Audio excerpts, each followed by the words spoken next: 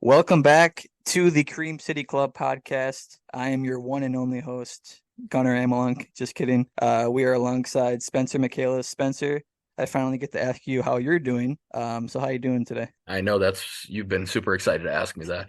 I am doing very well, especially with the recent rumors slash news of the Chourio extension that we're going to talk about soon. But that's really the main source of my happiness. So, how are you today, Gunnar? I'm in the same exact boat. If you guys are listening and haven't yet subscribed, please do so whenever you can on any platform.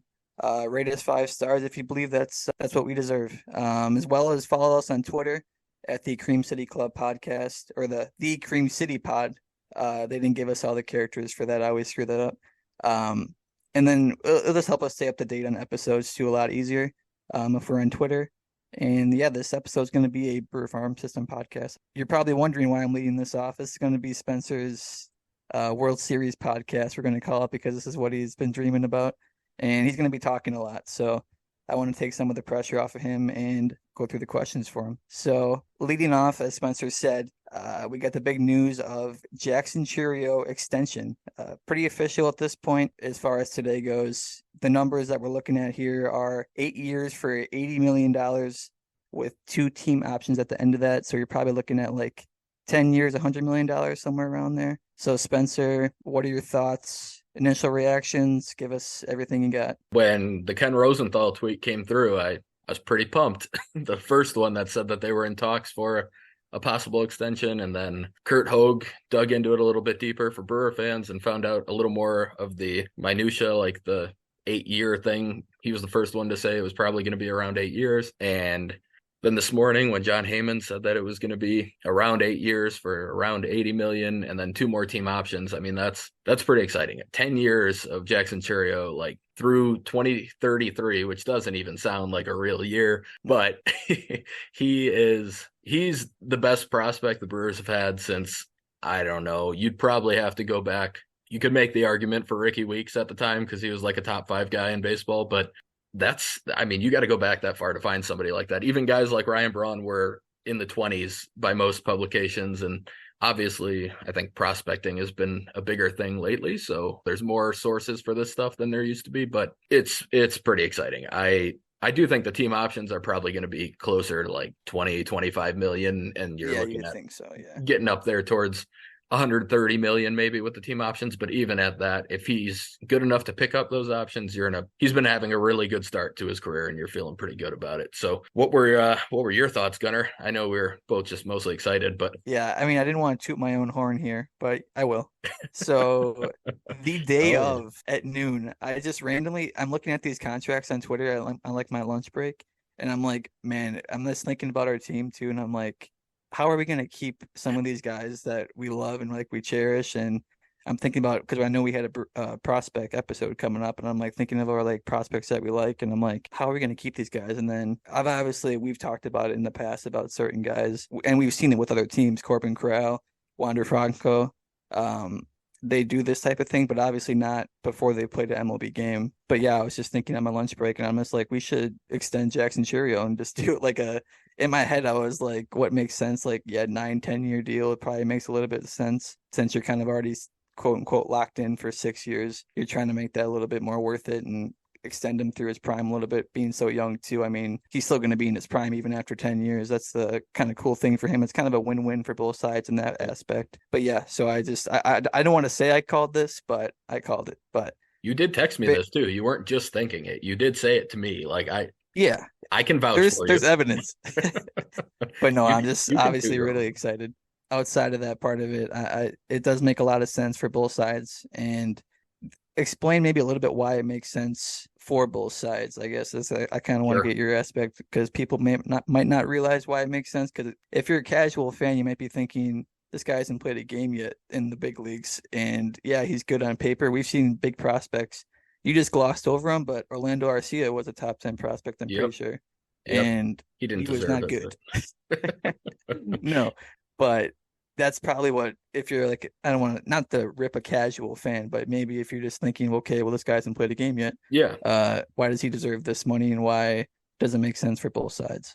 Yeah. So I'll say from Churio's point of view, we're talking he's going to make 80 million guaranteed in this contract, no matter what, team options or not. This is 80 million or higher guaranteed over 8 years. So let's say he does end up not being a superstar or not even being a great player or not even being a good player. He's guaranteed himself that type of money where his family is set for life. On the other hand, even if all the team options get picked up, he's going to be entering free agency at 30 years old.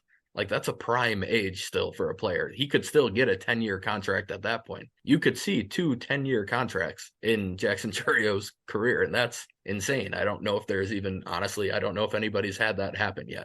For him, there's risk and there's a lot of reward and there's not very much risk because he's still entering free agency either at 28 with $80 million, 29 with probably like 110 million or 130 million at 30. He's going to be making a ton of money at that point. He's not risking much here. For the Brewers, this is buying out 2 years of free agency, no matter what, without the team options, because 6 years of control, like you touched on.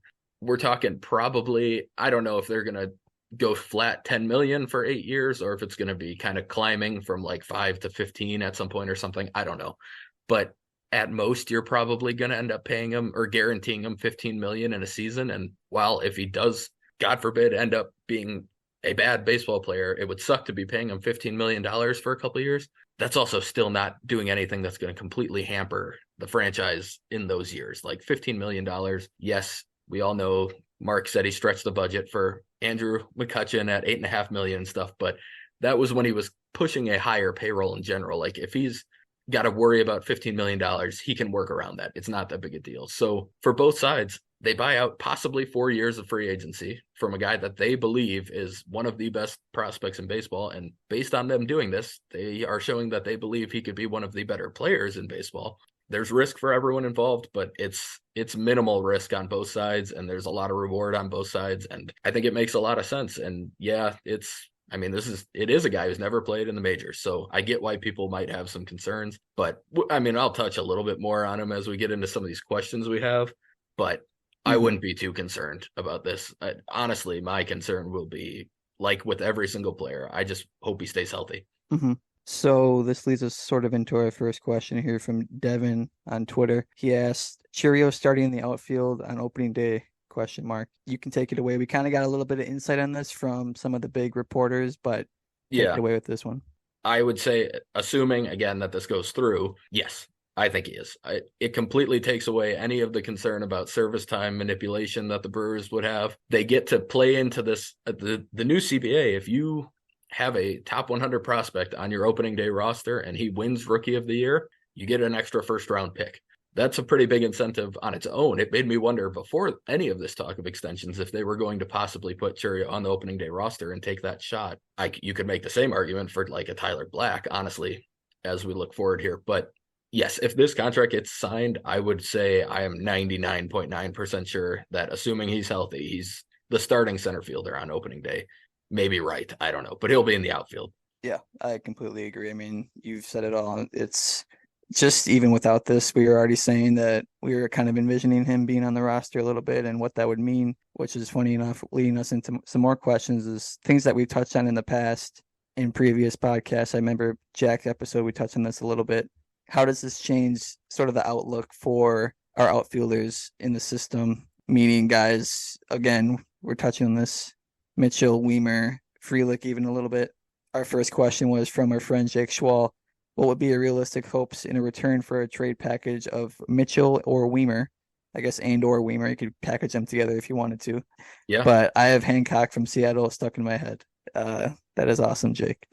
That's not how it works. So what do you think? We touched on this a little bit. I think, look, you never know how guys value certain players in other teams. I either we talked about it or in the other episode. I mean, the Rays could look at a guy like Mitchell or Weimer and say, well, they got a lot of tools and that could be a lot of value to us. And we've made deals in the past. So I kind of look at that and you just never know how valuable they are in our minds. Are they super valuable? Me.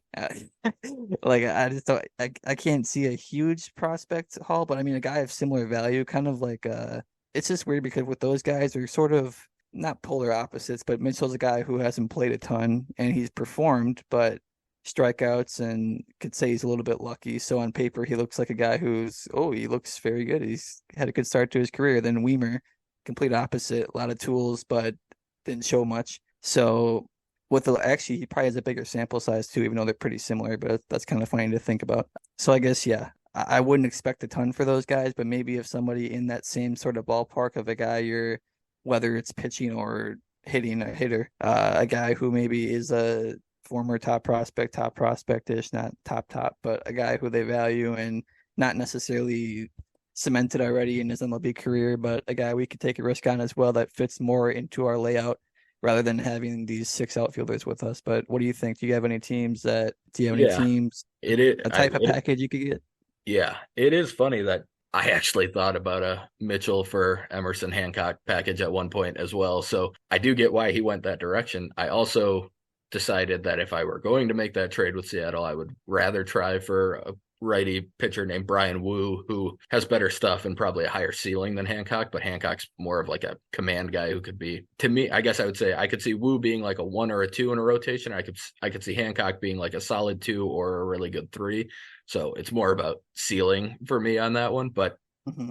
I do think it would make some sense. They're losing outfield depth with Teoscar Hernandez and somebody else too. I can't remember who else they lost, but they're looking for bats. They're willing to trade pitching depth, and those types of guys kind of line up the same way to me, where they're like both, like you said, maybe not former top prospects. They were former top prospects. They're kind of still, I think, prospect eligible, but they're guys that I could see helping the Brewers, which is in a spot that they need, which is they're kind of running out on this current pitching staff's lifetime here, and bringing in a new guy like Wu to kind of head it with we'll get into a lot of the other starters later on here, but to head it with some of the other young guys that are coming up through the system, I think that would be a fun trade. And I agree with you. We did talk about this, but the Rays do seem like a team who would just fall in love with Garrett Mitchell.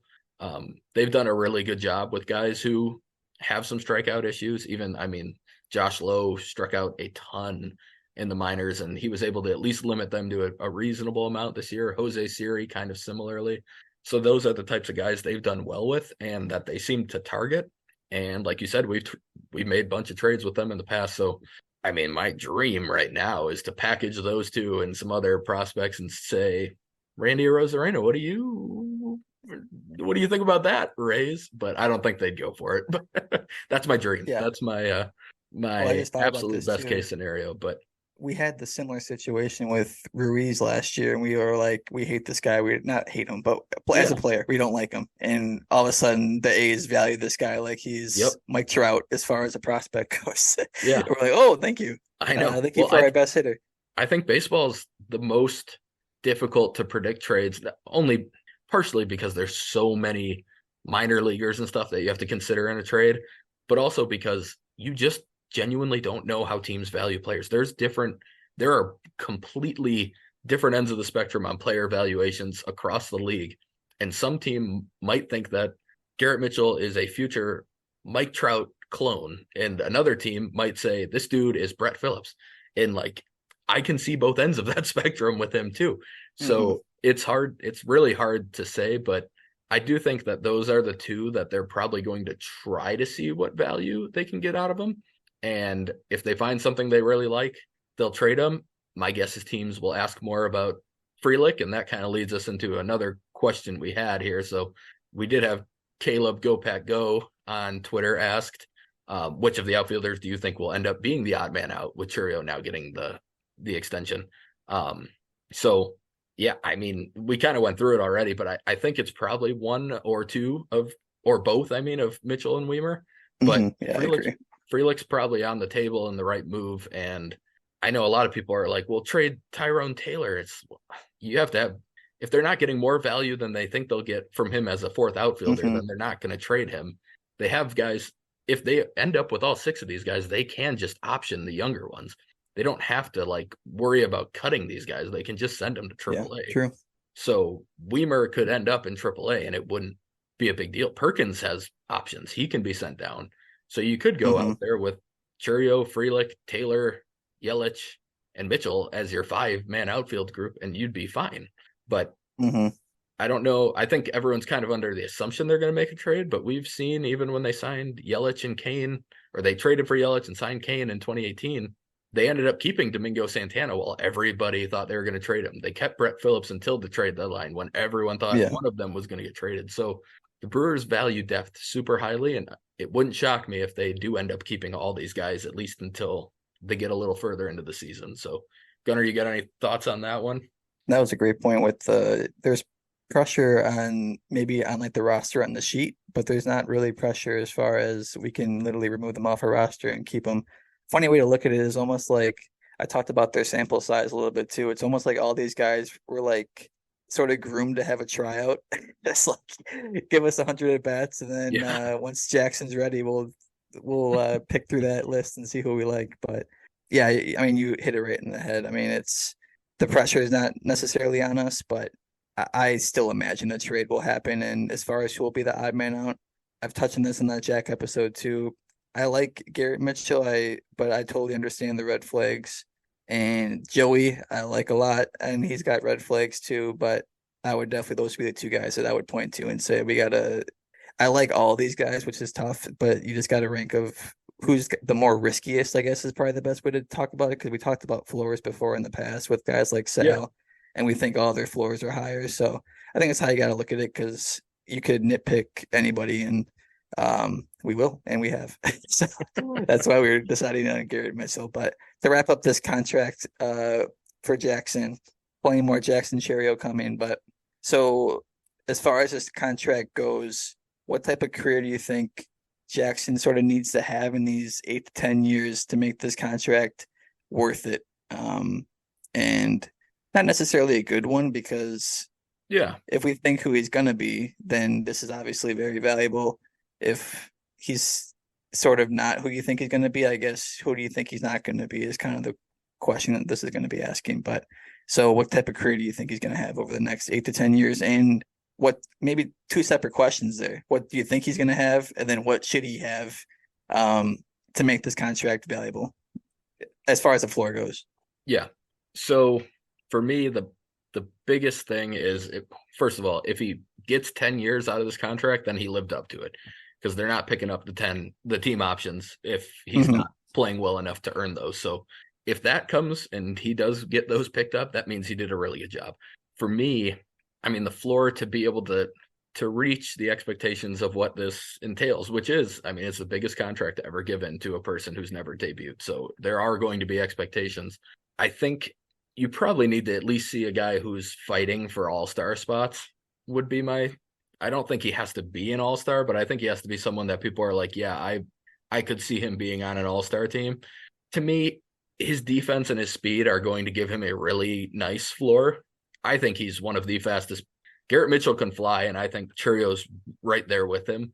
So he's going to have a nice floor in that regard. I think there's going to be home run power, obviously. He hits the ball to all fields. It's just hard for me to see him not working out, especially since he just really cut down the strikeouts this year from mid to upper 20% rate to 17% in a higher level as the youngest person at that level. I just think there's no matter what happens, even if you don't get the 30 homers that maybe we're dreaming about, and he only hits 15 to 20 and has an OPS of 750 instead of 850 or 900 or something, to me, that's living up to whatever you need for this contract. If he's a solid hitter and he brings the defense and the base running, you'll be feeling pretty good about it. But I expect him to be better than that. And I honestly, I usually try to I try not to go too far with prospects. I am a huge if you've listened to the podcast and you heard how many prospects I rank for the Brewers, it's unhealthy. So believe me when I say I try my best to temper expectations for guys when they get to the majors. Mm-hmm. And it's not easy for me because I've watched them this whole time. So I try my best to do that. And it's very hard for me to do that with Chourio. Like, I genuinely believe that this is a dude who he should be an all-star, multi-time all-star with a ceiling that's higher than that, with a ceiling that's a guy who could fight for MVP votes and for that type of career. And I don't say that lightly, and I don't know that he absolutely will live up to that. You can't say that about anybody, but there's that type of potential, and I think he's shown so many different improvements already in his couple years in full season ball that I just think he's going to be able to adapt at the major league level. Now, this rookie season, I need Brewer fans to understand that there's going to be ups and downs no matter what happens here. You cannot Hmm. expect him to come up and be an MVP caliber player as a rookie. Like, I can't 100% rule that out either, but if you come into it expecting that because of this contract, you're going to be disappointed, and it's going to be totally unfair to a guy who is not even 20 until March. So please keep that in mind. While it's very fun to dream on him this first year, please don't Yeah. start screaming about him sucking if he has a bad. He could have a terrible first 2 weeks. It wouldn't shock me. He's got 6 at bats at AAA. Like, Hmm. there's a lot of development left, but the floor of the defense and the speed are going to make him a capable MLB player no matter what right away. And if the bat plays, he's going to be very good. Yeah, I totally agree there. Nothing to add.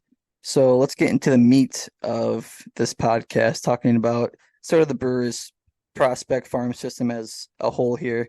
So universally, this farm system has sort of been held to a top 10 um, as far as a ranking in our current system, and if not even higher. So, and you're looking over the past couple of years too, it's always been top 10. So our question from Patrick here on Twitter and first states, in your guys' opinion, what about the scouting department slash analytics has changed over the past 6 to 7 years to make the Brewers system one of the best in the MLB?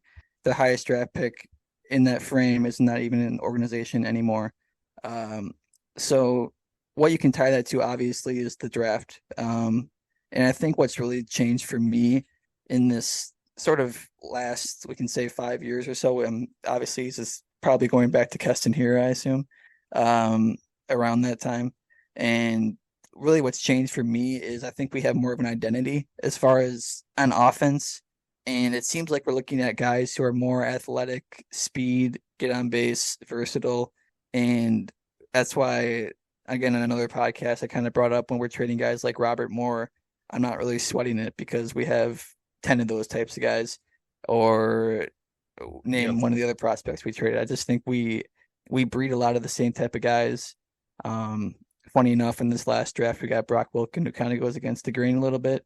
We'll talk about him, so I won't touch on him that much. But I think that's just the biggest difference for me. And pitching is, you'll speak on that, I'm sure, here. But for hitting, as far as that goes, I think that's just the biggest thing is David Stearns might even said this. We're looking at those types of guys with athleticism, speed, everything I laid out. So, what have you seen in the last 4, 5 to 3 years when we've really taken off in this system?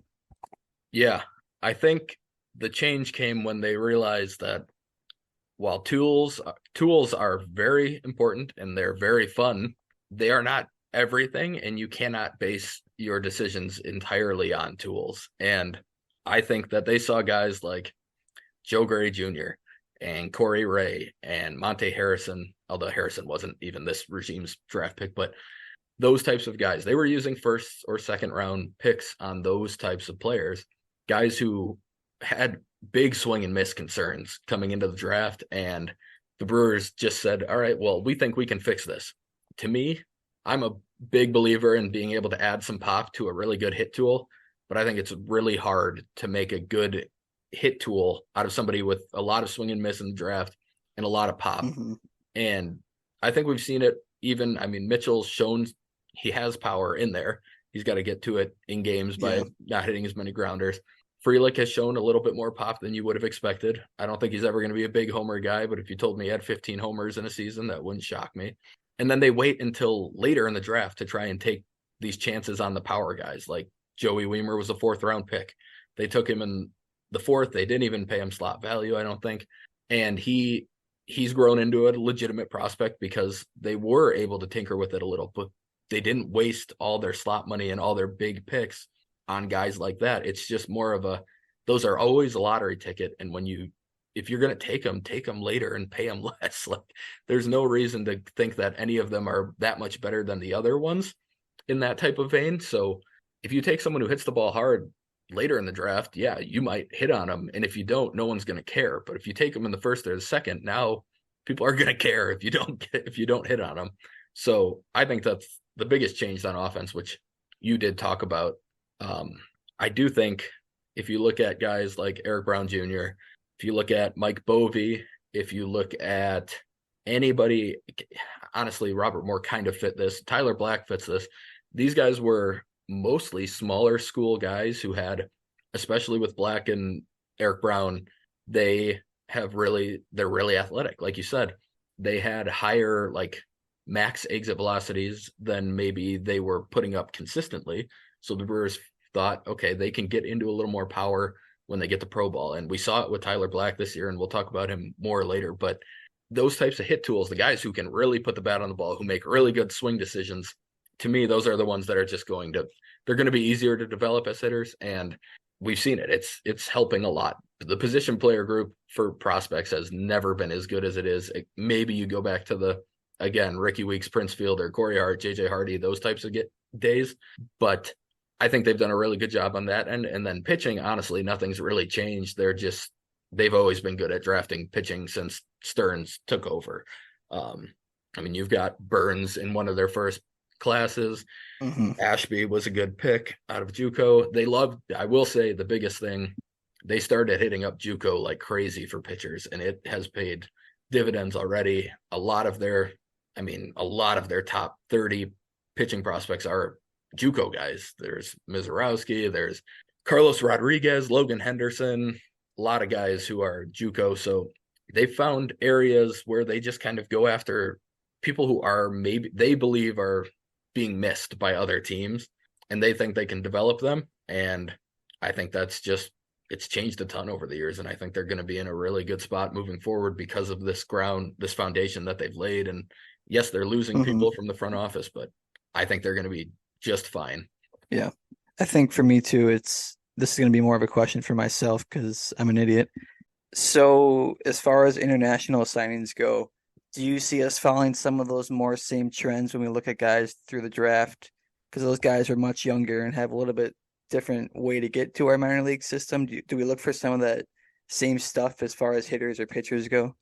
Yeah, I think they do. And the big thing for me is that the main similarity between this and the draft is that they've gone after kind of markets that aren't being scouted as much as other teams aren't scouting these markets as much. So for the international scene, it's less like small school guys or traits type of picks, but it's more honestly just going into countries that other teams aren't as much. And one of those, and the main one they've gotten the big players from, is Venezuela. They are as active in Venezuela as anybody. That's where Chourio's from. That is where Jefferson Queiro's from. It's where they've had the most success so far. The other thing they've been doing, and the other country they've been going into a lot, and this one is different than everybody in baseball. They have signed, I think, half of the players in MLB the last couple of years out of Nicaragua. So they've gone out. They got Steven Cruz, who's a pretty decent pitching prospect. They got a couple other pitching prospects this year. They're kind of the only team that seems to be going after that market at all. And we haven't seen any like major league talent come out of that yet, but I think it's an area they think that they can find players that other teams don't have any idea about and that they can take advantage of it. So that's the main thing. I think it's harder to view with 16. I mean, these guys are getting scouted at 13, 14, 15 years old, and then signing at 16. It's a lot harder to find like specific traits in players. You really don't know what you have, but you're looking for guys with talent, and you think that they have a lot of room for development. So they can't really go after these same guys like, oh, this guy's got a really good strikeout rate. There's no like metrics that they can pull from these teenagers. But I think the main similarity is that they're going after markets where they think it's kind of a untapped potential for them, where they could find guys that other teams have no idea about. And in that way, they probably save some money because no one else is offering them anything. So it kind of works out where they can spread the bonuses around a little bit more to guys they like, but they don't have to pay as much because nobody else knows about them. So I think that's the main way they've gone after international signings. Mm-hmm. Yeah, that's a great point. So now it's time for Spencer's top 140 prospects. Just kidding. We only got 30 for you guys today. Yeah. And we'll be going through them we'll say one by one. That's got to be definitely the way we're going to go about it. But we'll try to chunk them together a little bit here to, Yeah, we'll go through like the first 10 to 15, and then we'll yeah, probably start chunking them and give less on each player yeah. after that. But we will start with Jackson Chourio. There's no surprise there. He is the number one prospect. I don't have to say too much about him. We talked about him a lot already, but hmm I will say one thing, and that is if you look at his stats for the full season, don't be too shocked when you see that it was just more of it was a good year. Don't get me wrong, but a 112 weighted runs created plus for the guy who's supposed to be a number one prospect in baseball and 805 OPS. Like, it's good, but it's nothing crazy. The first half of the season in the Southern League, which is what Biloxi plays in, they were using a pre-tacked baseball, meaning they're trying to make it so that pitchers could get a better grip on the ball without having to use all the illegal sticky stuff, like they've called it over the years. And in the end, all it did was make pitches just disgusting, and hitters really struggled early in the season. So Chourio put up a 91 weighted runs created plus in the first half with a 737 OPS, and he struck out at a 23% rate. And then after they went back to the regular ball for the second half, he put up a 132 weighted runs created plus, an 884 OPS, and he struck out at a 13% rate. So it was a huge jump for him. I think some of the first half struggles are attributed to simply being a really young player adjusting to a new level.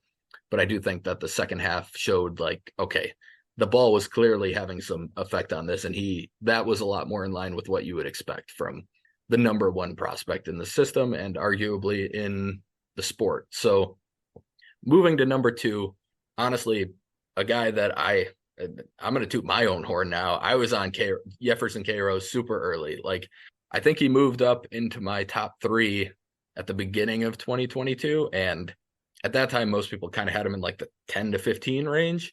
He, to me, is the best defensive catcher in minor league baseball, at least in terms of prospects. There's like some journeyman guys who are at AAA who are good defenders, but they just can't hit it all, so they don't make the majors. But he did win the minor league gold glove. K-Row did. And that's given only to one player in the entire minor leagues. It's not like a bi-level thing. So that he was viewed as the best defensive catcher in all of minor league baseball this year. The thing that separates him from a lot of these other people is that he legitimately can hit. And I think he's really going to hit even better than he did this year when he posted a 107 weighted runs created plus at AA, which he is a 20-year-old catcher. So he turned 21 this month, but he's a 20-year-old catcher for the whole season, which is one of the hardest positions to play in all of baseball. And when you're a young dude and you're trying to, not just a young dude, but a young dude from a different country who there's probably a bit of a language barrier, he's been said to be just an incredible pitch caller. He communicates super well with the pitching staff. All of that stuff matters so much, and it's hard to scout that. Like, you don't really know what you're going to have until later on, especially in my position. Like, if you're watching on MILB TV, like, you don't really know that. But in terms of the energy he brings, he's the best catching prospect since Lucroy for the Brewers by far for me. And he might be the reason that the Brewers could end up feeling comfortable moving on from William Contreras in a couple of years and getting a haul for him. So to me, this is a guy who I think we had a question actually on this, didn't we? Yep. Yeah. Tanner DeGrave.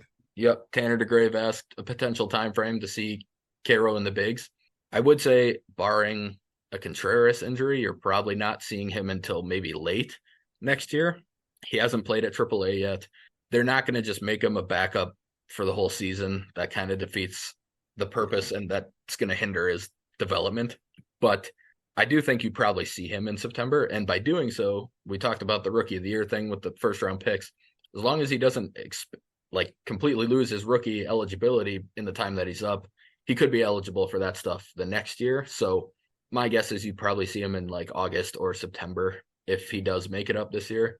But yeah, he to me he's been the most underrated for a long time, and he's finally getting his love as like a top 50 prospect in baseball. Makes me very happy.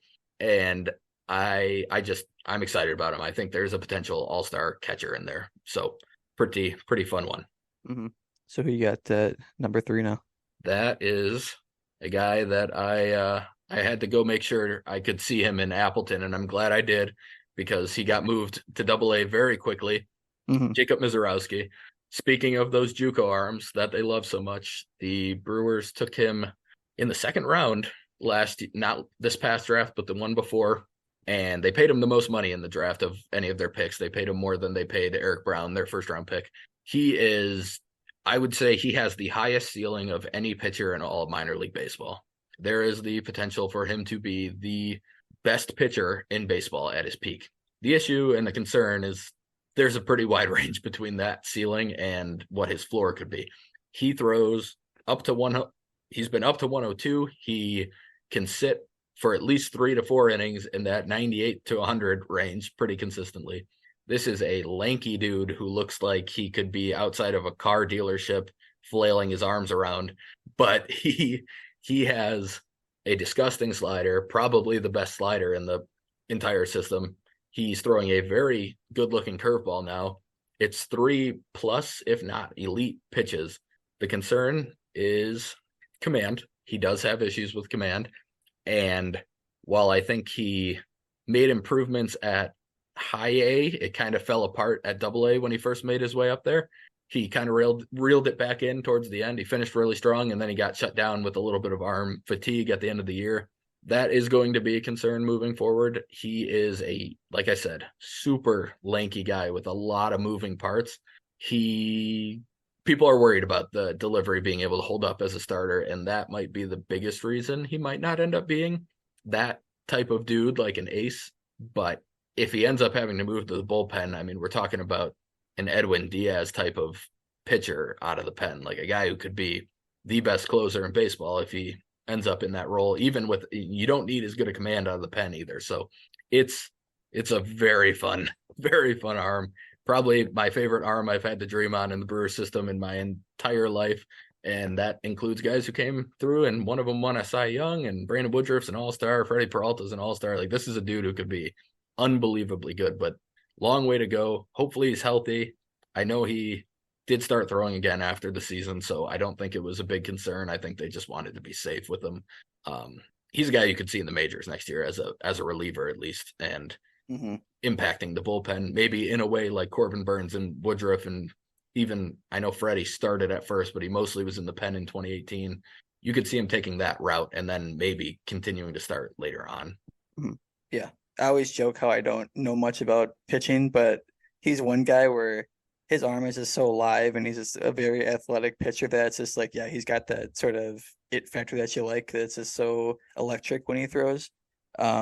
I guess, yeah, from what I noticed, it's just the walks definitely were concerning. I think once he made that jump, like you said, that's when the walks started to kind of creep up on him, and then he eventually figured it out. But we've seen guys like you mentioned. I mean, Hader was sort of like that too when he was a starter, but I think Jacob to me projects a little bit better than that. I mean, I know Josh struggled a lot as a starting pitcher, but Jacob being able not to do that, I think he's got struggles, but I think it's just more of this things that are correctable more than Josh was. And yeah, I mean, like I said, very live arm, and I don't notice a lot of his pitching, but I definitely noticed him, and he'll be a good one for sure. Yeah. And the next guy, I enjoy a lot. Yeah, we'll touch on him in 1 second. I will say on the Hader Mizorowski comp, the biggest thing with Hader is that his secondaries weren't good. I know his slider got swing and miss and stuff, but that was just because that fastball played up so well that he got people just by throwing a different pitch. It didn't have to be that good. Mizorowski's got 3 legit pitches, which will give him a much better chance at starting than what Hader really ever had. But now we will move on to I don't know if he's your favorite. I mean, you got Chourio, but yeah, your favorite hitter, I think the guy that you've been on for a while, and that's Tyler Black, another guy who is on the cusp of MLB, another guy that I could 100% see being on the opening day roster. I hope he is on the opening day roster. This dude, he's out of Wright State, Horizon League guy. I know he was very split on teams, either loved him or hated him going into the draft. He wasn't showing much actual like exit velocity power. It was one of the lowest average exit velocities of anybody drafted in like the first round for the last few years. But he played fine his first year and a half after being drafted, but he was hurt a lot. He had okay numbers. He looked fine. You could tell the bat was there, but he wasn't really tapping into power or anything yet. went to the Arizona Fall League last year. He didn't even do that well, but I think it helped him a lot to see good pitching and figure out what he needed to do to be able to get ready for that. Came back this year and just absolutely mashed. I mean, he started the year insanely well. He had already broke his he tied his home run total in his pro career by the end of April this year with 4, and then he continued that by he ended the season with 18 homers, which, I mean, he had 4 coming into the season, so huge jump just in that department. But I did at one point, I believe it was Just Baseball, the website Just Baseball, said that he had improved his 90th percentile exit velocity by 4 miles per hour, which is an insane jump at that point in your, like, he's 23. He's not a super young dude. To make that type of jump, you're not usually getting that much stronger or anything at that point. I think he just really learned how to leverage his body better and to get more juice behind his swings. So, I mean, he was AA and AAA. He had a 145 weighted runs created plus, struck out under 18% of the time and walked over 15% of the time. So he was almost even in strikeout to walk. He hits doubles. He had 12 triples, which is a ton of triples. He lowered his ground ball rate by 13% from the year before, which is why he started getting into this power even more. And he also stole 55 bases. So if you look at Black, you probably wouldn't think he's the most athletic dude in the world, but he is a really, really smart base runner. He gets good jumps. He takes advantage of pitchers, and he takes advantage of the new rules really well. And I got to touch on the fielding. That is probably our one concern right now. We don't know what position he can handle. I think he made strides this year, and I do think I feel a lot better about him potentially playing third base or second base than I did in the past. But in the end, I do think first base is his long-term fit. And honestly, I don't know that you're ever reaching a Joey Votto peak, but I think there's a lot of similarities to Joey Votto as a player. Yeah, I can see Maybe that. not as much home run power at his peak, but I think there's more stolen bases and that type of stuff in there. So that's my like dream comp for Black is a Votto type of guy. And I know you love him, so I'm going to let you can talk about Black now. Yeah, you nailed everything. It was funny last year going to Appleton, and I knew a couple of the guys, but I didn't really, not like you, where you're probably, 23 to 25 guys who are going to be playing that day Yes. or whatever. But um, I just immediately when I watched him play, I'm like, that's a Major League Baseball player. Like I couldn't even, just the way he has like his poise and the way he carries himself. And this was before his big jump this last season. This was last year, so he didn't even have the power he had or anything like that. He had the extra base power, I would say, but Yeah. definitely not home run power. Which is funny. Earlier conversation that we had, this is kind of the ideal jump that the Brewers are probably looking at for a guy when they draft someone like this. A guy who, like I said, gets on base, athletic, not necessarily has all this power, but a swing that projects and actually turns into power. So it's funny that this is literally the guy that they would hope happens. This is hopefully what you could turn out to be for a lot of these guys. Yep. And that was just my one question mark. Obviously, I was going to ask you is where do you see him project first or third, but you obviously kind of answered that. So, he did kind of hold his own at third, I would say. I mean, I don't think that he can't play third base. It's nice that it's an option for sure.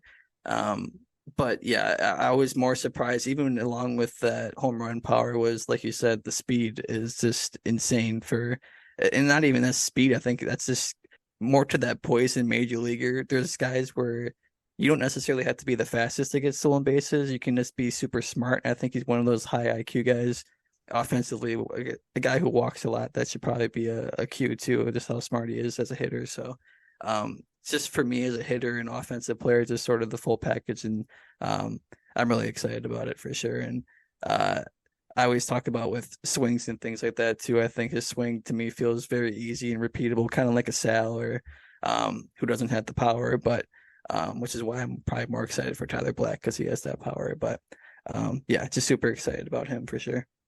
Yeah. No, I really hope we're seeing him on the opening day roster. I think he could, at the very least, he could be the guy who plays like a Zobrist type role where he kind of moves around Yeah. this year. And He then, came in as a second baseman, didn't he? yep. Technically. Yeah. Yeah. Yeah. So I think he could handle third and second and first if you have to put him there in games. And I think I think he's a capable outfielder. I actually think that might be his best spot, but Yeah. we've already talked about the outfield depth, and I don't think that matters at this point. I don't think he's going to be seeing much No. outfield time. So, speaking of outfielders, though, my number 5 is Luis Lara, and we did have somebody on Twitter just say, "Can you just talk about Luis Lara the whole time, please?"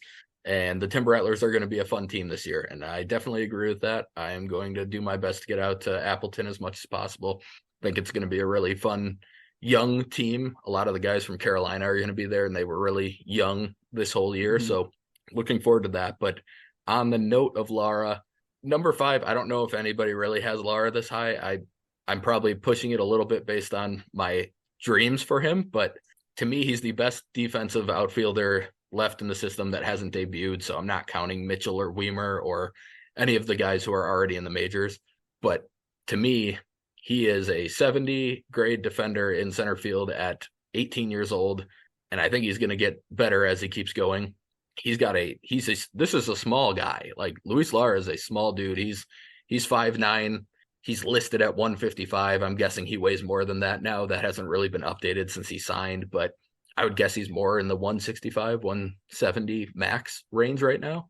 And he can fly. I mean, I would give him 70 speed. I think he's got the Sal Frelick type of hit tool where it's just crazy good bat to ball skills.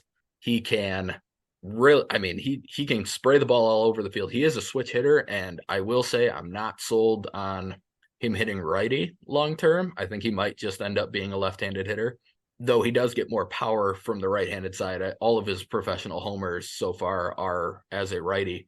But if you look at the splits, his OPS is like 500 as a righty, and it's in the upper 700s as a lefty. So my guess is that's where he's going to end up. They're just going to make him a lefty if I have to guess on that. I mean, he could be a leadoff type of guy for a long time and a really, really good defender in the outfield. We got to keep in mind, as usual, that not all these guys are going to hit, and worrying about depth of the outfield and stuff for some of these younger guys is not worth it because you don't know what's going to happen when Lara got to high A this year, but I can't imagine we're talking like end of 2025 at the earliest for his debut. So this isn't somebody you really need to worry about the depth so far. You just hope he keeps developing. And then if you get to that point, then you worry about it. But I think he's one of my favorites. He's been in close to my top 5 for a while now. I think there's a major league hitter. I think he could play major league outfield right now. And he's 18 playing in high A and holding his own. That's a big deal. That's what Chourio did. And I think if he was a taller player, he'd be a top 50 prospect in baseball right now. But the height and the fact that there's probably not going to be too much power down the road means people are going to have to see the Sal Frelick type of production to move him that high in their lists. But I think it's in him, and I think he's probably going to get there at some point. So, and I don't know if I said their name. That was Brewers Minimum that asked that question about Lara. So, yeah, that's what I've got on Lara. You have anything on him? I don't know if you saw him the one day. No, my one note is just like raw. And like you said, I mean, you're not going to hit on all these guys. And I guess the high ceiling here is definitely there for him. But being so young too and low A, high A, it's just, you don't know what those types of guys, but definitely has a lot of the tools that you'd like to see. And number 6 on your list, Yep. this is all for you because this is not my type of pitcher at all. And this is definitely a pitcher that you can nerd out about because Yep. he's not getting guys out like Jacob's getting guys out. No, he's not. I mean, I will say this. Okay. Robert Gasser is who we're talking about. Robert Yes. Gasser, he did lead AAA in strikeouts per 9 for guys who were like qualified pitchers this year. So he does strike a lot of people out. All right. He does it in a much different way than Mizorowski. He does Yeah, not that's what I meant. Yeah. Yeah, he does not throw 100. It's kind of a funky delivery, not Brent Suter funky, but sort of along those lines. He appears to get pretty good extension and he hides the ball pretty well. His velo is more in that 91, 93 range. You could see him up to 94 or 95 on a good day, which is, I mean, that's plenty for a starter. His slider is probably slower than you would expect, but I think he kind of morphed the slider and the curveball when he came over to the Brewers. So he's throwing a cutter now, and the cutter is the pitch that made the biggest jump in 2023. He had just started throwing it with the Padres, and since he's come to the Brewers, it is the pitch that he throws in the zone the most, or at least this year, he threw it in the zone the most. He did a fantastic job of getting soft contact with it. He broke a lot of bats with it. He was able to get it on the hands of righties and to kind of front door it against lefties to keep them off balance. And then the fastball, the four-seam fastball plays really well up in the zone because he's got a really flat angle that he throws it on.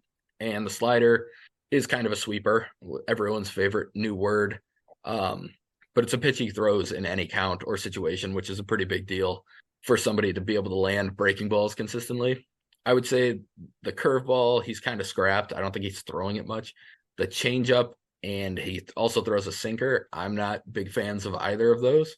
I think he could improve the changeup, and it could be a helpful pitch for him. But if I were him, I would go fast or four seam and cutter, and I would not even worry about the sinker. I don't think it's a good pitch, and I don't think it's something that he's going to be able to use in the majors to very good success.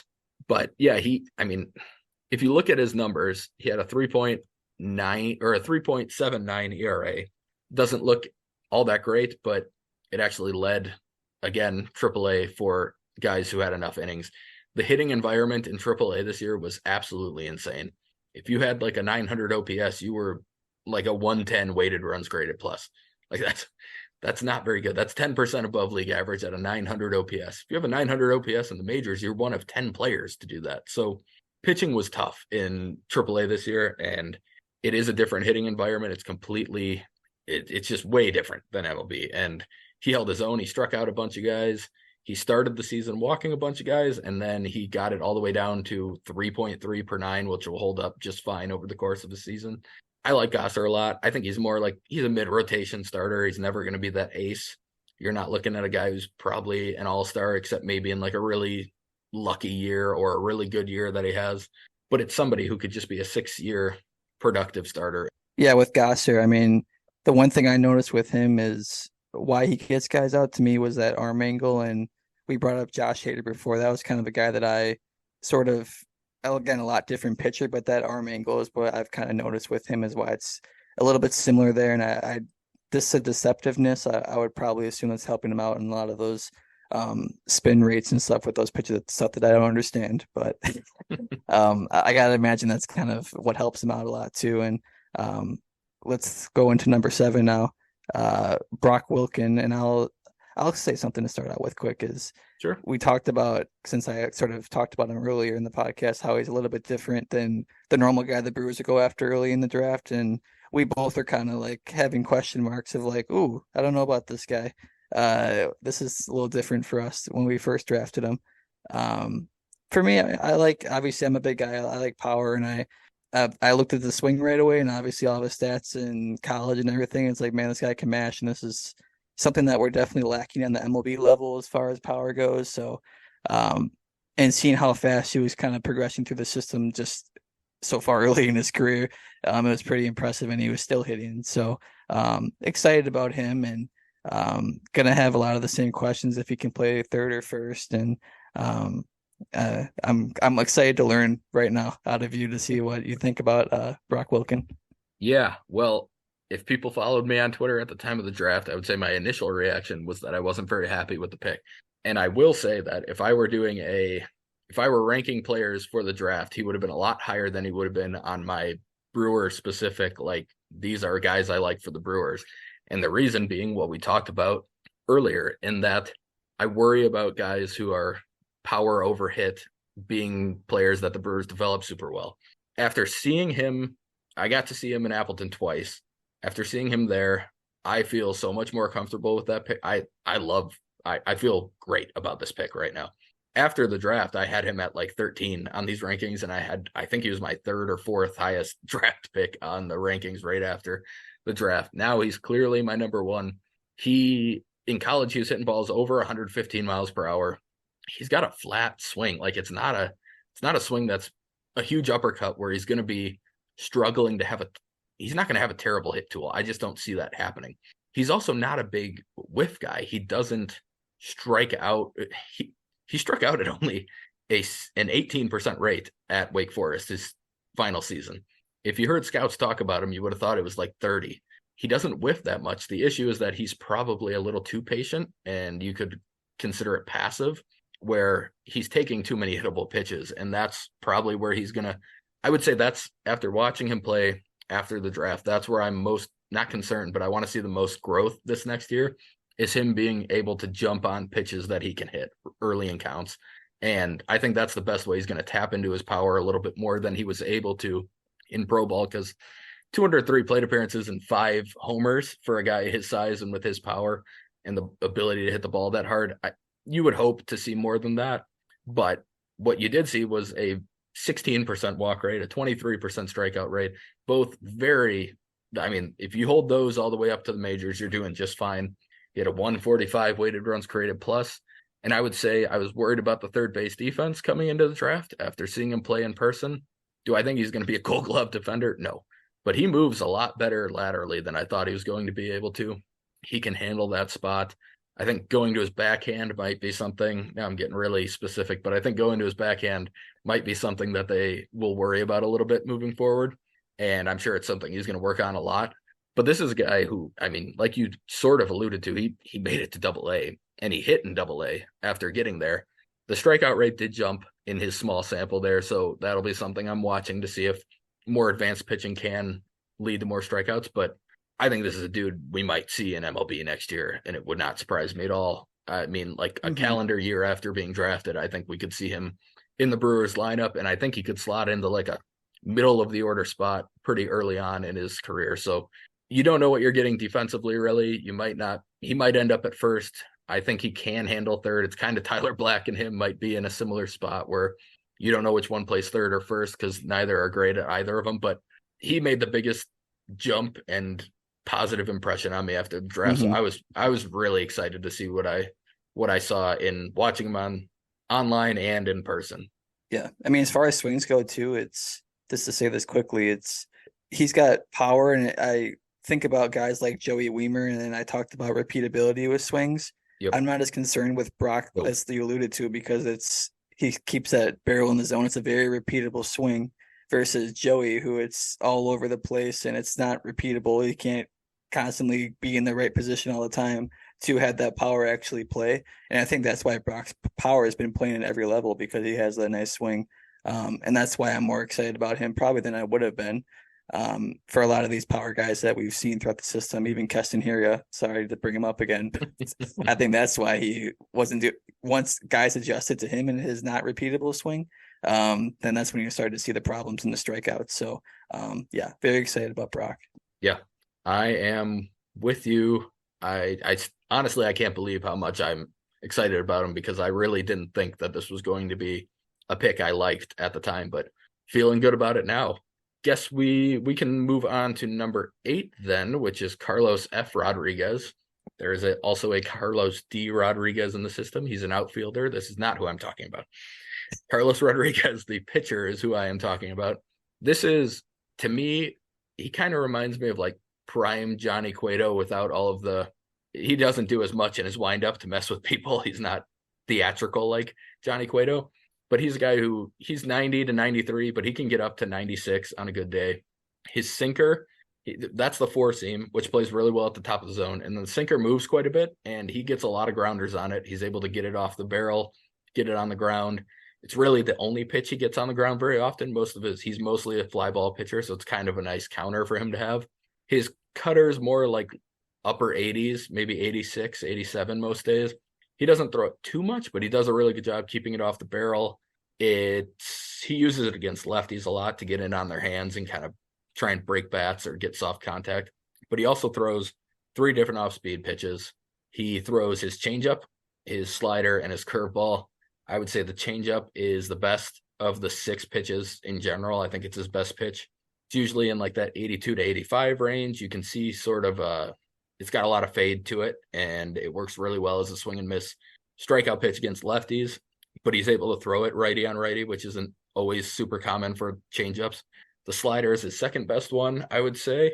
It's around 80. It's kind of slurvy at times, I guess you could call it, but it also shows flashes of being another really big swing and miss, like out pitch for him. He just has to find more consistency with the command of it, I would say. And the results he got on it had a lot of variance throughout the year, but I think it's one that he's going to be able to build on and actually be a legitimate good strikeout pitch. And then his Mhm. curveball is his sixth pitch. It's mostly used to just kind of steal a strike. He'll land it in the zone. It's kind of in the low 70s, and you've seen it kind of have that Zach Greinke type of like mid 60s once in a while, where he throws it almost like a half ephus, where it's just lobbed in there and it's meant to just throw a hitter's timing off. Greinke is actually another guy you could kind of comp him to, not that type of level of pitcher, but just a guy who just messes with timing with his pitches. He had really good results. I mean, he was the Brewers minor league pitcher of the year. He was first in Double-A and ERA.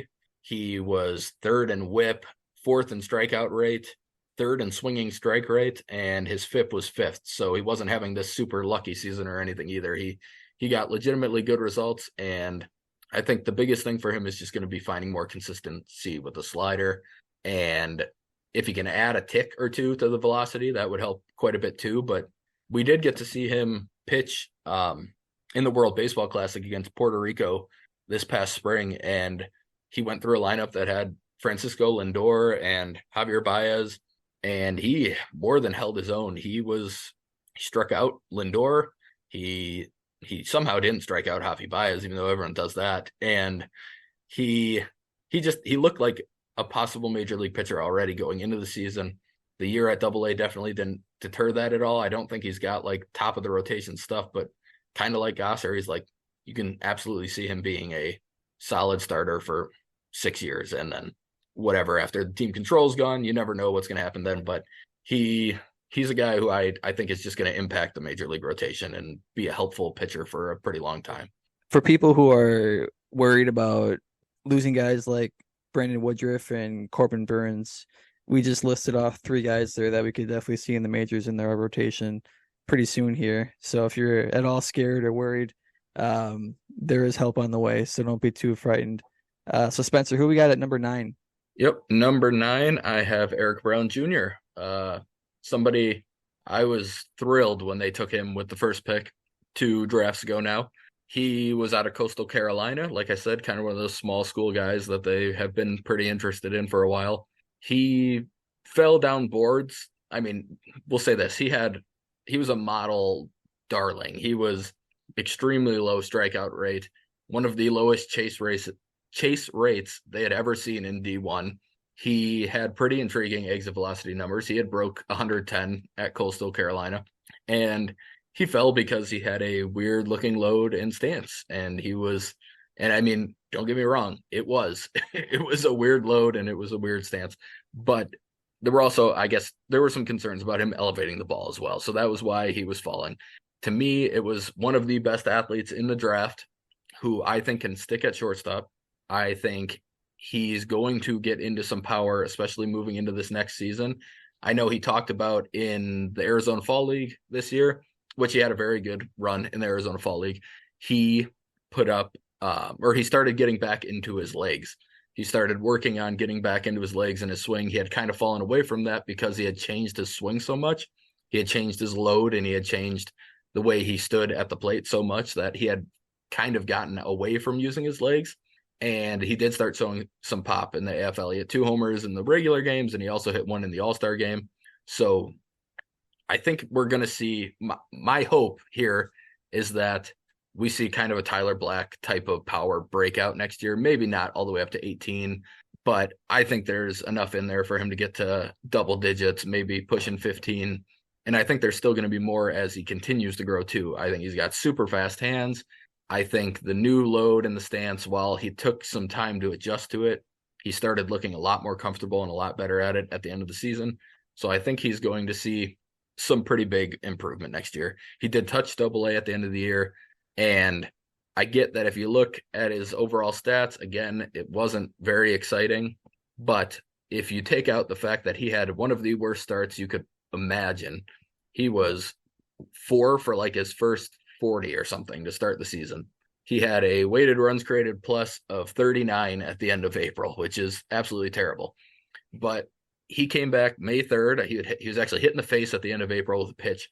He came back on May 3rd, and he posted a 122 weighted runs created plus for the rest of the season. So to me, I mean, that's a sign of a guy who just needed to take some time to adjust to a new level, a new swing. And I think that's more in line with what he is as a as a hitter. He struck out only 17% of the time, kind of what we talked about. A lot of guys who are not striking out, like the Joe Gray Juniors or the Monte Harrisons of the world. And he walked at a high rate. And while that power didn't really come, he did also steal 39 bases, and he was only caught 5 times. So it's a very good athlete, a guy who is very flashy at shortstop. He's super fun to watch. I think his errors, he did have probably too many errors for what you would want, but I think it's more of a focus situation, not like a lack of ability at shortstop. And that's not uncommon of young infielders. And it's also not uncommon at the lower levels where the fields are not nearly as good as they are as you get higher into minor league baseball and then to the majors. So I'm not worried about the defense. I think some people think he might move to second. I think he'll be able to handle short fine. It's just going to be the bat. Is the bat that we saw from May to the end of the season more in line with what we're going to see at the upper levels, or is it more going to be a league average bat? And if that's the case, then yeah, he's probably not going to be much more than a utility guy. But to me, I think the bat's there and that he could be a legitimate starting shortstop in the majors and a really fun one to watch too at that. Yeah, I get everything you're saying for sure. I was off of him early when you first showed me his swing because I was like, "Ooh, I don't know about that." We talked about repeatability a lot, and I'm like, that is definitely not one that I could see working in the major leagues. Like you say, he did switch that, and he is a terrific athlete too. So, having no defensive concerns too, I think it's just a plus. And as far as offensively, and you just hope that it can work out like that. Um, I don't want to compare him to like an Arcia type of guy as far as the swing goes, but Arcia was a good hitter in the minors somehow. And Yep. that's what always kind of concerns me. That's why I look into those swings a little bit more because it's like it works down there. Um, and he did make a huge adjustment to his swing. I remember when you first showed me his swing, it was like his hands were like in front of his face, and then he had Yep. kind of like Oh, I can't think of who he used to hit like that, but the change has been dramatic, and I think it's a lot more repeatable now, and should be a lot more easier for him. And like you said, he's got all the tools to do it too. So right. I can definitely see the excitement there. Yeah. Yeah. Um, we'll go one more kind of in-depth guy here, my 10th overall guy, and then we're gonna start moving a little quicker because this is Yeah. already a very long podcast, and I'm gonna be cutting some of this. But at number 10, I have Cooper Pratt. So the guy that the Brewers drafted him in the 6th round of this last draft. I can't believe they got him in the 6th round. I was very, very happy when they took him. I know Fangraphs had him as the 25th best player in the entire draft. Pipeline had him 45th, and Baseball America had him in the 60s. And kind of like a lot of these guys, he was a mix of analytical stuff, and scouts loved him too. So he was somebody that you could look at his analytics that you got from his prep circuit where he was playing against really, really good high school players. He was playing against the best players in the country. And you would see that he had a 17% chase rate. His miss rate on balls in the zone was 6%. And overall, he only swung and missed at 12% of pitches he swung at, which is fantastic for a high schooler who's facing probably some of the best pitching he's ever seen. And that was over a 670 pitch sample. This was from Baseball America. So it wasn't a tiny sample. He saw a lot of pitches and he saw a lot of good pitches, and he was able to have really, really good swing decisions for a guy his age. He's got a small leg kick, super quick hands. It's a smooth swing. He keeps the barrel in the zone for a long time, and I think he's going to have power to all fields as he starts getting older. I think he's going to be able to hit for power to right and right center. He's not currently showing too much in-game power, but his frame, I mean, this is a 6 foot, I want to say he's a tall shortstop. He's 6'4". He's 6'4", Oh. and he's 195 as a high schooler. So a guy with a big time build to add on to and possibly start tapping into that power. And the big thing for me is that I think at that size, he can stick at shortstop. I think he's going to be able to handle it. So that's pretty impressive for anybody 6'4". I know some people have comped him. It's not the same. He's a righty. Gunnar Henderson's a lefty, but some people have comped him to that type of player where Henderson did not hit a homer his first year of pro ball. Not his first year of pro ball. After being drafted, he had like 120 plate appearances. He did not hit a home run. And then he immediately broke out as he just got into a professional setting where he could train put on good weight. And I know a lot of scouts have kind of thought that's a big possibility for Pratt. If you wanted me to name one guy in this range that I could see being like a top 2 or 3 prospect in the system in a year, I would say Pratt. I think there's a chance he could make a huge jump and be like a top 50 prospect if he starts hitting for power. So I'm very excited about this one. I think they did. I loved this draft in general, and I've got them all. I mean, I'm going to list them in a minute. Most of the next like 10 guys are from this draft, but Hmm. I thought they just did an incredible job getting him to sign. And frankly, I would have been fine if they used like a second or a third on him and getting him in the 6th and being able to spread that bonus money out and still be able to sign him and a bunch of other guys in the later rounds. I think they just did a very, very good job there. So yeah, I think we've kind of done enough deep diving on all these guys. Did you have any thoughts on Cooper Pratt? And then I'm just going to get into a list of guys here. Yeah, I was just gonna say them comparing him to Gunnar Henderson in the 6th round is pretty amazing, and we all knew the talent was there to be a second and third rounder, like you said. I remember almost the live texting and tweeting of I all of a sudden had to understand what pool money meant and everything very fast, and I still don't even really understand it. But I'm just glad it all worked out. We're able to grab him that late in the draft, so Yeah, exciting for sure. Another guy who could play short too, so we could use that in the future. yeah. All right, I'm going to give 11 through 15 here, and then I'll just talk a little bit about him. So Josh Noth, the 2nd round pick in this year's, or he was the competitive balance round pick actually in this year's draft. He's a righty out of New York. 12 is Logan Henderson. He was another one of the JUCO pitchers a couple years ago. He had been struggling with health until this year, and then he just kind of dominated low A all season, stayed there all year. Luke Adams, who was actually he was somewhere in the 10 through 20s last year. I can't remember, but only 2 drafts ago, and he dominated low A at only 19 years old. He was a Michigan State commit, and I think they found an absolute steal with him. And then 14 is Yoferi Rodriguez. He was one of their bigger international signings this last year and had a really good start in the DSL, and some really good reports came out from some of the Baseball America and Fangraphs type guys who got a chance to see him play, and they think he's one of those guys who could make a really big jump, and potentially we see him at like 18 again in full season ball. And then 15, I had Eric Batanti, who was also drafted in this last draft, another high schooler, absolutely humongous power. He's kind of one of the guys I talked about where there's definitely swing and miss concern. But I think when you figure in the fact that he was a 3rd round pick, he was a guy that they got as a high schooler, which means they have more time to build him up, unlike a guy like Corey Ray.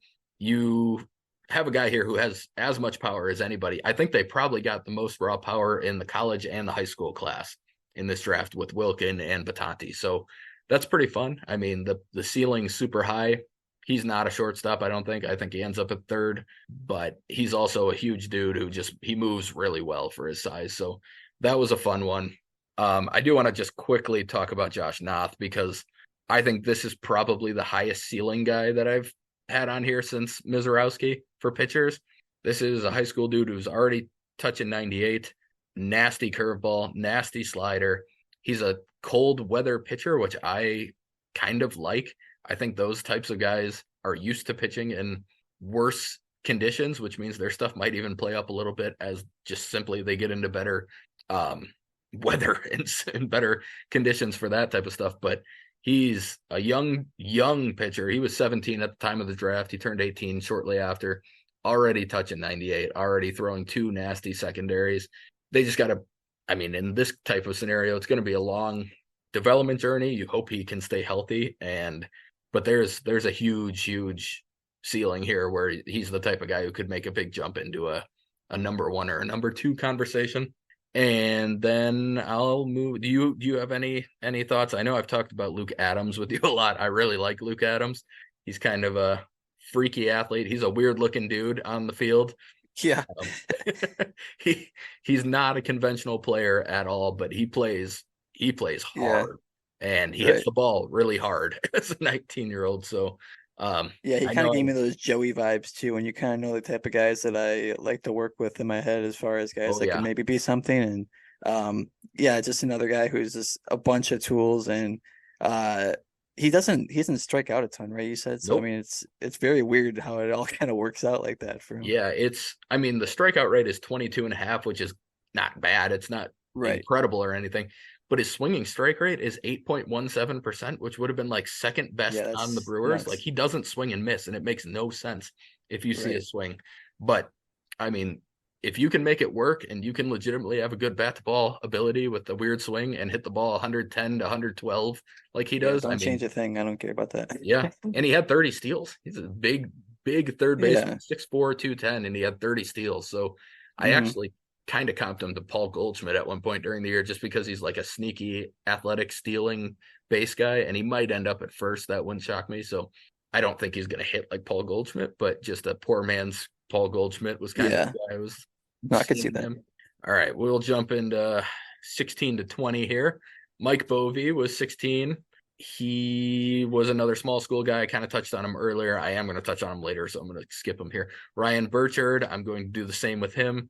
Bradley Blaylock got drafted or got acquired in a trade for Luis Arias at the deadline. He got protected on the 40 man. I've talked about him on other pods, so I'm not going to really talk about him too much.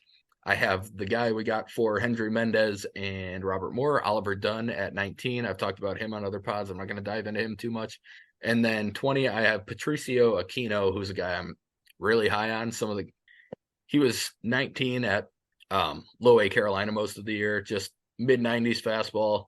He's got a really good looking slider. I don't know that he really has a third pitch at the moment, which means he might end up being a pen guy down the road, but I think he could stick as a starter as long as they can develop the changeup, or he has mixed in it looked like a loopier breaking ball, so maybe it's a curveball. But if they can find that with him, he's got pretty good command for a young kid. I mean, he could either be a really solid reliever or a guy who turns into a nice starter. So I like him a lot. 21 through 25 here. I've got Dylan O'Ray, which I know we had a question about from Riv Rem. I'm not sure if that's the best way to pronounce it or not, but he said, or she, I have been really curious to learn more about Dylan O'Ray. I find him intriguing, but I don't know enough to really be able to understand his potential. So I know when Jack was on, we actually touched on him a little bit because somebody asked us about O'Ray, but I'll just quickly go through it here. He's got no power. Like, I mean, if you were 20 to 80 scale, you're talking about currently probably 30, maybe power.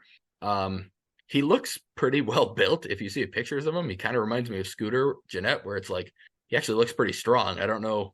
It seems like he probably should be able to hit the ball a little harder. So Hmm. right now he's fully like bat to ball, insanely good eye at the plate. The type of guy where even if he doesn't hit for power, you could see him being like a either top or like bottom of the order type of hitter where he turns the lineup over and just gets on base a Yeah. lot. But 20% walk rate and a 13% strikeout rate, like that's as a high school guy drafted last year, that's pretty impressive. Um, Overall, between the Arizona Complex League and Low A, he put up a 151 weighted runs created plus with next to zero power. Hits a lot of line drives. He can spray the ball over the field.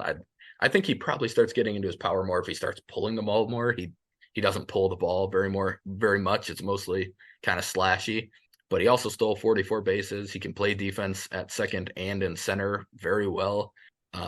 He's a fun player. I think you're kind of hoping he turns into Freelick right now.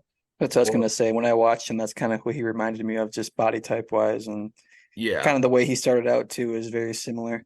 yeah. And you got to remember Freelick was 22 when he got brought into pro ball, and O'Ray True. was Very true. Yeah. 18. So he's 3 years behind on the development. Like you could see that start coming around in a couple of years. So I like O'Ray. It's all going to be the power, I think, for me. And if he can at least tap into like, I can hit 20 doubles and a few triples and maybe put out a couple balls a year, then he's a major league player. But I don't think he's ever a guy you're going to see like top 100 or anything. He's just going to be a solid Hmm. player at his peak. And then moving on, we've got 26 through Two. 30. Oh, yeah. I forgot to keep going. 22 is Wes Clark, who is basically just a power bat and walks a ton. He has played. I mean, he's still catching once in a while, which does give him a little bit of flexibility, but he's mostly a first baseman, I think. But he's a guy with some of the most insane batted ball data in all of minor league baseball. I mean, I think he Mhm. had 113 off the bat this year. He had a 90th percentile exit velocity over 106. Like, it's a big time.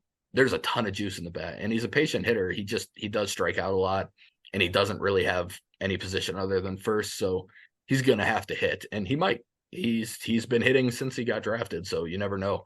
Um, 23 is Hot Air Arenamo. He is a really good defensive second baseman, shortstop, third base. Another guy with very little power. I saw him hit 2 homers. One of them, I think, was over his head, the pitch, and he just tomahawked it out to left.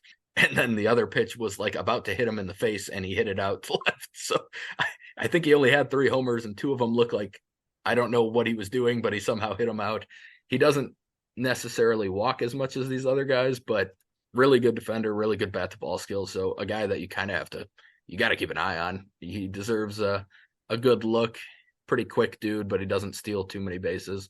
Juan Baez. Now this one, I probably would expect him to jump Arenamo and some of these other guys soon. He had a really, really good start to his second year. He was not good in the DSL as the first year after signing. Not good at all. And then they still promoted him to the Arizona League, which was kind of a sign, I guess, that they really like the guy. 11% strikeout rate, 123 weighted runs created plus, also does not walk. I mean, 4% walk rate that's nothing. He did have 4 homers. He had 4 triples. He had 19 doubles. There's extra base pop in there too. It's not just like a slash and dash type of guy. Like, he has some power. He had 19 steals. He also had, I believe, close to 20 errors, and he was actually DHing a decent amount. So I don't know that he's going to have a defensive home. I haven't gotten to really see him play the infield, so I don't know.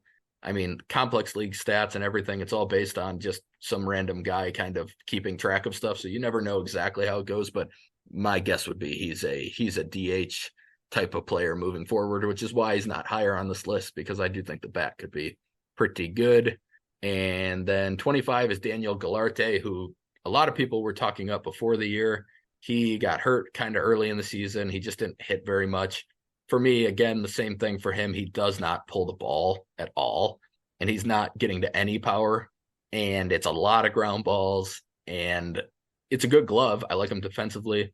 He just kind of reminds me of like Arcia, except he's not even hitting in the minors right now. So I got to see him hit before I move him back up. I had him pretty high because I'd heard good things about him before the year, and he just didn't do that much. I know that somebody replied about Tyler Weisner. He is my number 26 guy. I think that was John. He's like Carlos Rodriguez before Carlos Rodriguez broke out is kind of how I would describe Weisner. He's a low to mid 90s at best fastball, but it's 6 pitches. He throws all of them. He can throw all of them for strikes, which is pretty fun. He's not a huge strikeout guy, but I think he's got more strikeouts in his future. It's a high spin fastball, so it works really well up. He uses a sinker down. He throws a sweeper, and then he also throws more of like a normal slider. He has a knuckle curve, and his changeup can show decently as well. I think it's more about he's got to find like 3 pitches that actually can be above average or plus. Right now he's kind of just got 6 decent offerings. So I'm hoping he can add a little bit more to either the velo or a little bit more consistency with his breaking balls or something he can use as a put away pitch. But I like him. He throws a lot of strikes. He lost command at one point during the middle of the year and had some walk issues, but for the most part, I think he's going to throw a lot of strikes and get a lot of soft contact. So like I said, kind of Carlos Rodriguez-esque before he broke out. And then we've got number 27, Jesus Rivero. He actually had the 3rd highest whiff rate on a 4-seam fastball of anybody in minor league baseball this year, and he was only throwing it about 89 to 91. So he's got kind of that Freddie Peralta type of thing where he just throws it and hitters cannot see it well, and it just blows by him. He's got a really good slider. He is super competitive on the mound, and he also walks a ton of people. So it actually reminds me a ton of Freddie Peralta at this stage in his career. Like, I could see a breakout if he starts throwing more strikes and he starts commanding the fastball more consistently. but everything about him just really reminds me of Freddie when he was first acquired from the Mariners, which is why I'm pretty high on him. I want to see improvement, but I'll take another Freddie clone coming through the system. And like I said, he's 19, so he's got room for velocity improvement. And then Will Rudy is 28th. He's a D2 guy, actually, not a JUCO guy, but he's low 90s. He's mostly a command pitcher. He's just a guy I like when I watch him pitch. It's nothing too exciting, but I just think he could be somebody who ends up being like a back end starter or something at the end of his time.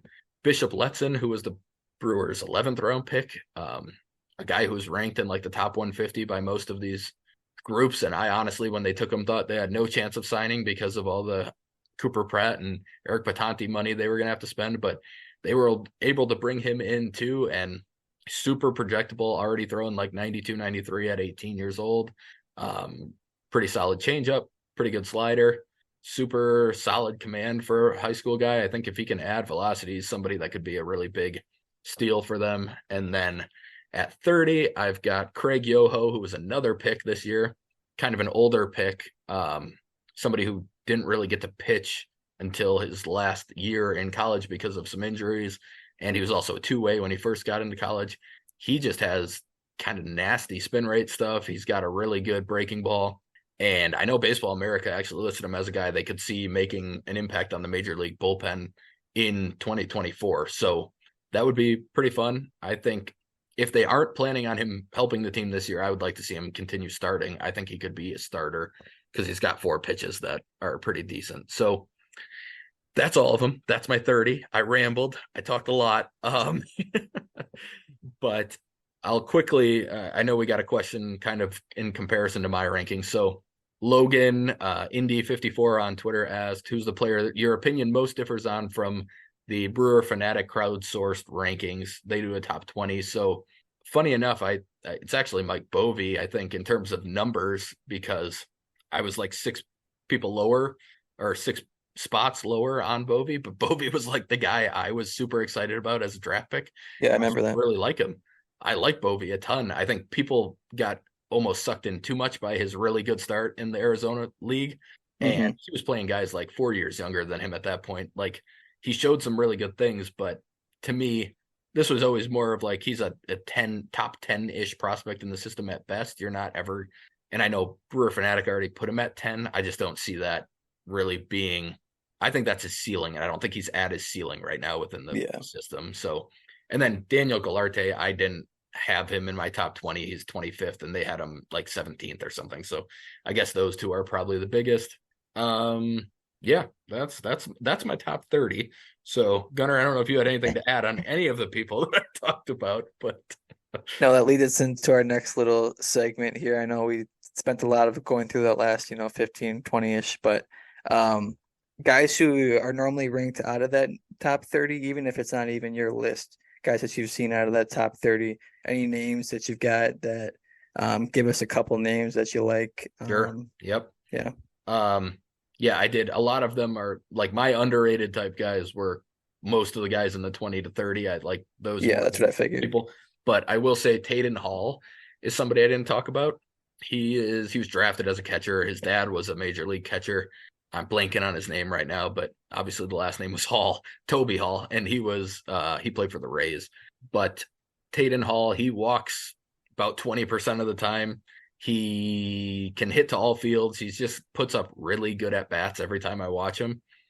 He hasn't shown hardly any power in pro ball, so I think we got to start seeing that. He's a big dude. I mean, he's a catcher / first baseman who I think he's got a lot more juice in the tank than he's been showing, but that's why he's probably underrated by people and not looked at much. I just think his approach is so good that eventually he's going to start getting to some of this power with his pretty big body that I think it's just bound to get there. And then I did say I'm going to come back to this, but Ryan Burchard, I had him 17th, but most people, he's not on really any of the lists so far. He just has crazy good pitch characteristics on all 3 of his main pitches. I mean, he can get up to 99 with the fastball. He sits like 94 to 96. It's really good carry at the top of the zone. Ton of swing and miss up there. Slider and curveball are both like 3,000 RPM pitches that get a ton of movement, and they have 2 different pitch shapes completely. And he doesn't really throw a changeup, but I think he could get by with 3 pitches even as a starter. And I think a lot of people think he's going to be a pen arm. I kind of think he's going to be able to stick as a starter. And in terms of like, I would say in order of best stuff in the system, it's probably Mizorowski, Noth, and then Burchard. So he's for starter types, I should say. He's fun. I really like him. So yeah, those are my 2 names I would throw out there. Yeah. So opposite side of the coin now. That was positive. We want negative, Spencer. Who do you got who is I got a name for you. We got Ethan Small at number 27 on Brewers top prospects on some list. I'm gonna Yes. guess that he shouldn't be number 27, but No. guys like that, obviously he's an outlier, but a couple guys that maybe you're lower on than some people might be higher on. Yep. Yeah, Ethan Small was the first guy I was going to talk about. I would have him like double 27 at least. I still think he could maybe help a major league bullpen, but there's just not that much there. Yeah. Matthew Wood, he's a catcher. He hit a really good start to this season in low A, and he jumped onto a bunch of lists and he moved up pretty quick. He's got a solid approach. He just doesn't have much power. I don't think he's a very good defender behind the plate. I think he could be like one of those guys who you see playing in AAA at 30 years old and all of a sudden he makes a debut, but I just don't really see a big time major league player there. Mhm. And then just a couple other names. I mean, Robert Moore and Hendry Mendez would have made this list if they didn't get traded. So I do want to note Oof. that. Both of them would have been on here if they didn't get traded. Xavier Warren and then Daniel Galarte, who I mentioned before, I think I'm lower on than most just because I don't think he's going to hit. So those Mhm. are the ones. I'm not ripping on these guys, to be clear, but I just don't see as much as other people see in them. Yeah. So keeping on track with some of the deeper sleeper sort of topics that we're on now, we got a question from Johnny C. He asked, out of the Brewers day 3 rounds 11 through 20 high school picks and signings, which one intrigues you the most of the starters, the relievers, position players? Who you got? Yeah. I mean, I talked about Bishop Letson in my top 30. He was the 11th round pick. I think he's probably got the highest ceiling. Hmm. But I will say Bjorn Johnson, who I believe was the 12th round pick, he's a lefty from Washington, another high school guy who he's got a really, really good changeup. And I'm always interested in a guy who's a high schooler with a really good changeup because I think that's the hardest pitch to learn. And he's already been into the 90s as a lefty. So he's one I'm pretty excited about. I mean, I'm not going to talk. I've already talked too much, but I could go through all these guys, and I think they did a fantastic job on this whole draft. So I'll leave it at that. But I think Bjorn Johnson's one I'm going to be watching to see how he does when he finally gets some pro ball innings. Hmm. So to wrap it up a little bit here with some Twitter questions, Patrick, sort of a four-parter here. Have you done any scouting on this year's international free agents? Any chance we got another Chourio in our hands in Venezuela? Um, I've tried to. Unfortunately, they're playing this game now where they pretend they don't know where everyone's going to sign, even though they've known since they were 14. So all Oh of yeah. like MLB Pipeline and everybody is not listing. They used to list like they're expected to sign with the Brewers, and they're not doing that anymore. So we're not going to find out until early July or early January when they sign. So I got nothing for you on that one, Patrick. Unfortunately, I would love to. So his next one was, who are your favorite non-Brewer prospects? Yep. I mean, I don't want to give a cop out, but like Jackson Holiday's incredible. Junior Caminaro's really good. But I'll give you a couple other guys that I'd like that maybe aren't as highly ranked at least. So Emmanuel Rodriguez on the Twins, he kind of gives me Sammy Sosa type vibes just watching him play. He's a Twins prospect. He was in high A, saw him play the Timber Rattlers a few times. He's fun to watch. And then unfortunately, I do think Tink Hence, who's a Cardinals pitching prospect, is going to be really good. So I don't love saying that one, but I think he's going to be a really good pitcher. And I think they did a really good job drafting him in that same draft that they got Jordan Walker and Mason Wynn, and they just killed that COVID draft. So yeah, those are my guys. Hmm. And then his last two I'll kind of clump together here. Sure. Ryan Mountcastle, any interest to you? And then Lamonte Wade Jr., maybe an opening day first baseman option for us. So do you like either of those guys? I'll just start. I'll think I'm not a bigger fan on Lamonte Wade Jr. He had obviously a solid year last year, but I would take it, I guess, as just like a flyer, but I'm not really big on him. And I would enjoy Ryan Mountcastle. I guess I wouldn't hate it, but what do you think about those guys? Yeah, I'm with you. I mean, both Wade just takes a ton of walks. Like he's a very patient hitter, Yeah, gets on base a ton. He'd be like a fun leadoff guy, but he's not fast at all. So that kind of the Brewers are kind of going for some team speed, it seems like lately. So I'm not sure how interested they'd be in that. But Mountcastle, I do like a lot. I mean, he's got pretty big power. I think he would hit a lot more outside of Baltimore after they move the fence back and left. Surprisingly athletic. I think he's like in the 70 or 80th percentile for sprint speed for a guy who plays first base. Like he's a good athlete. I would love Mountcastle. I just think he would be pretty hard for the Brewers to be able to acquire, and they don't really trade for yeah. first baseman that cost a lot. So I would love him, but I doubt that it happens. And then we got another last question here from Caleb Go Pack Go. In a Brewers trade, do you think we'll be looking primarily for infield prospects or pitching? Yeah, I mean, we've talked about Burns trades a lot, Yeah, a couple, but I think they're just looking for the best return they can get in yeah. general. I don't Just think they're best going to. available, I would say too. I think they probably try to steer clear of outfielders because there is a genuine there's too many Yeah. outfielders in the system at the moment at the top.